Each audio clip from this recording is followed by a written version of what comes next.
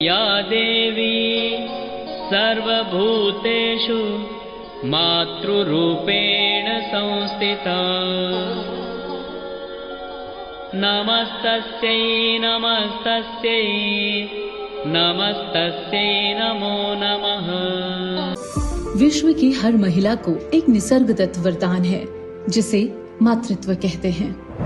स्त्री के मातृत्व को संस्कार, सामर्थ्य, सदाचार और सेवा, इस चतुसूत्री के आधार पर सशक्त करने हेतु 19 जनवरी 2010 को विश्व मांगल्य सभा इस वैश्विक संगठन की स्थापना श्रीनाथ पीठाधीश्वर अनंत श्री विभूषित आचार्य स्वामी श्री जितेंद्र नाथ जी महाराज द्वारा की गई। विश्व का हर एक परिवार एक सशक्त मातृत्व से समृद्ध हो, इस भावना से विश्व मांगल्य सभा गत 2 दशकों से कार्यरत है।